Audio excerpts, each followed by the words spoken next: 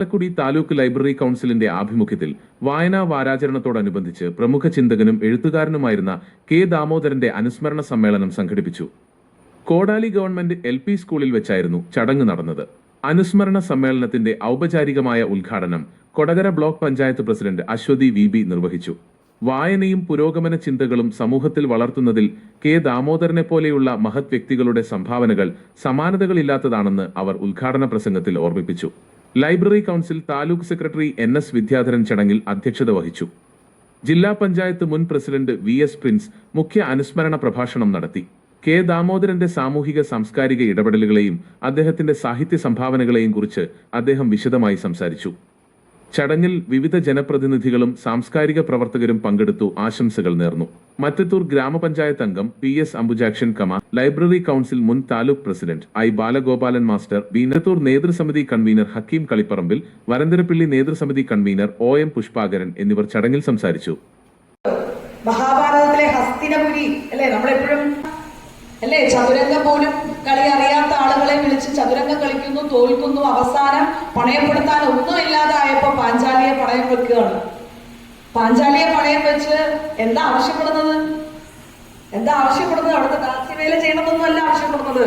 വസ്ത്രാക്ഷേപം നടത്തണം എല്ലാവരുടെയും മുന്നിൽ വെച്ച്. അവസാനം പാഞ്ചാലി ചോദിക്കുന്ന 2 ചോദ്യങ്ങളുണ്ട്. എന്റെ സമ്മതം കൂടാതെ എന്നെ പണയം വെക്കാൻ ആരാണ് അധികാരം കൊടുത്തത്? എന്റെ സമ്മതമില്ലാതെയാണ് എന്നെ പണയം വെച്ചിരിക്കുന്നത്. ഈ ചതുരംഗ കളിയിൽ ഞാൻ പങ്കാളിയേ അല്ല, ഞാൻ പങ്കെടുത്തിട്ടില്ല, ആ ഭാഗത്തേക്ക് ഞാൻ വന്നിട്ടില്ല, പക്ഷെ എന്നെ പണയപ്പെടുത്തി.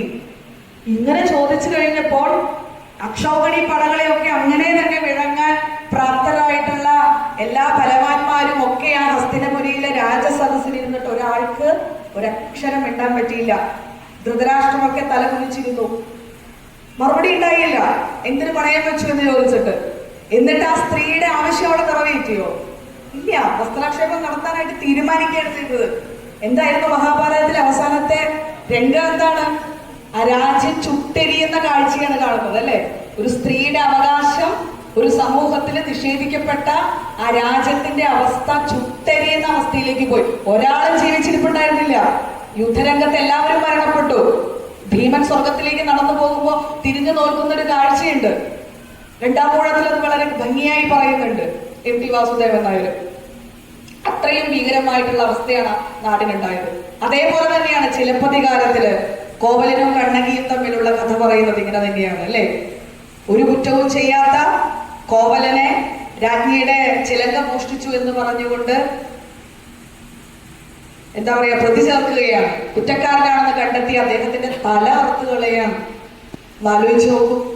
അതും ഈ ചോളരാജ്യത്ത് തന്നെ. സുഗന്ധി എന്ന ദേവനായികയുടെ നൃത്തം നടത്തിയിരുന്ന ചോളരാജ്യത്ത്, പാണ്ഡ്യരാജ്യത്തായിരുന്നു. ചോളരാജ്യത്തല്ല, പാണ്ഡ്യരാജ്യത്തായിരുന്നു.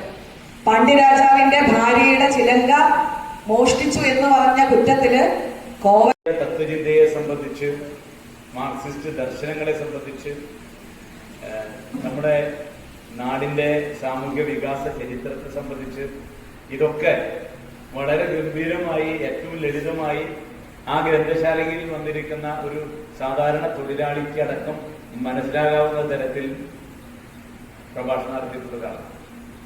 ആ പ്രഭാഷണങ്ങളാണ് ഗ്രന്ഥശാലകളുമായി ബന്ധപ്പെട്ടുകൊണ്ടുള്ള ഒരു സാമൂഹിക മാറ്റം കേരളത്തിൽ നടന്നപ്പോൾ അതിന് ഊർജമായി പ്രവർത്തിച്ചത് എന്ന് കൃത്യമായി ഗ്രന്ഥശാല പ്രസ്ഥാനത്തിന്റെ ചരിത്രം രേഖപ്പെടുത്തി വെച്ചിട്ടുണ്ട്. ഞാൻ പറഞ്ഞു വന്നത്, ഒരു ഗ്രന്ഥശാല പ്രവർത്തകൻ എന്നുള്ളതിന്റെ അപ്പുറത്തേക്ക് ഏറ്റവും ലളിതമായി ഏത് ഗഹനമായ വിഷയങ്ങളും സമൂഹത്തെ പഠിപ്പിക്കാൻ, ഏറ്റവും താഴെത്തട്ടിലുള്ള തൊഴിലാളികളെ അടക്കം ആ കാലത്ത് പഠിപ്പിക്കാൻ വേണ്ടി അദ്ദേഹത്തിന്റെ ശ്രമം, അത് കേരളം വലിയ ആദരവോടുകൂടി കണ്ടിട്ടുള്ളതാണ്. അദ്ദേഹം വളരെ ചെറുപ്പത്തിലെ തന്നെ ദുരിതമനുഭവിക്കുന്നവന്റെ പക്ഷത്ത് നിന്ന ഒരാളാണ്. വലിയ ഒരു ജന്മി കുടുംബത്തിലാണ് മലബാറിൽ, ഇന്നത്തെ മലപ്പുറം ജില്ലയിലെ